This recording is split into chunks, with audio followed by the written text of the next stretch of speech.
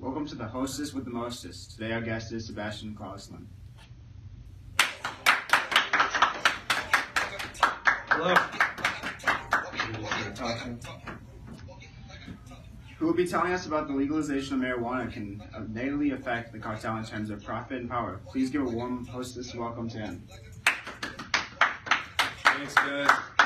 Hi, nice to be here, hostess. I gotta say, it's a nice crowd out there. Thank you, glad you could come out. So tell me a little about this topic that you've been researching.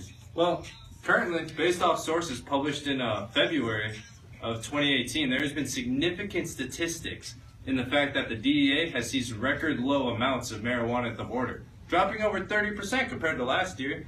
That is just based off a few states having legalized. It damages their profits because they purchase marijuana by the kilos for incredibly cheap, and it's actually the cartel's most profitable drug. Does this mean anything for other drugs, or do you think the cartel will continue to try and bring marijuana in with large amounts? Well, at the border, we've confiscated more methamphetamines and heroin than ever recorded, and that's just this year. That's up 30%.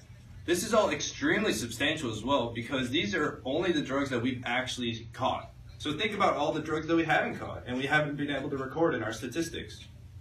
So tell me, what do you think this means in terms of safety? Well, in Mexico, we've seen a huge drop in murders. With last year, 15,649 murders were reported.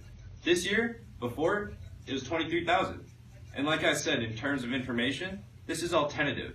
There might have been more murders or less caused by the cartels.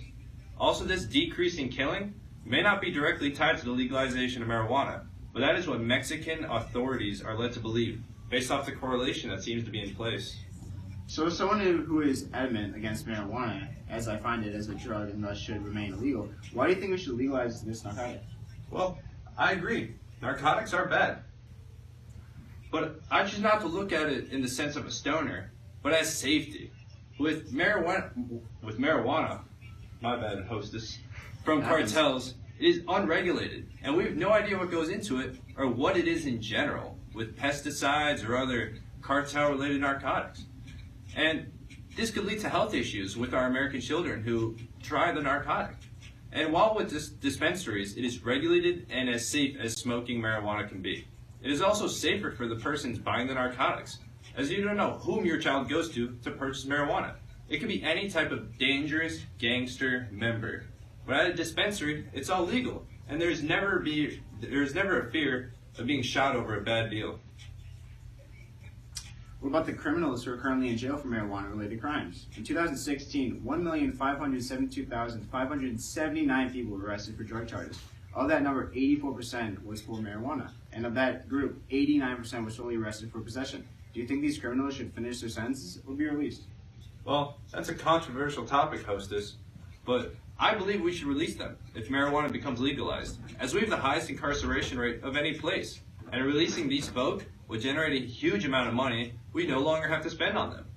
That goes up to 20,000. And think about all the slavery-type prison labor that's going on right now. But if we release them all on probation and ensure that they stay out of trouble and return to their everyday life, it could generate more work for all these people who have been in prison, as it seems pointless to keep those in prisons who are just abusing marijuana, when if they did that right now in the states of California or Oregon or Colorado, they wouldn't be in prison, they'd be at home.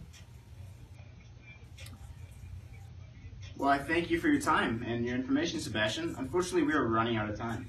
Thank you, hostess. Glad I could come and share. Bye, everyone.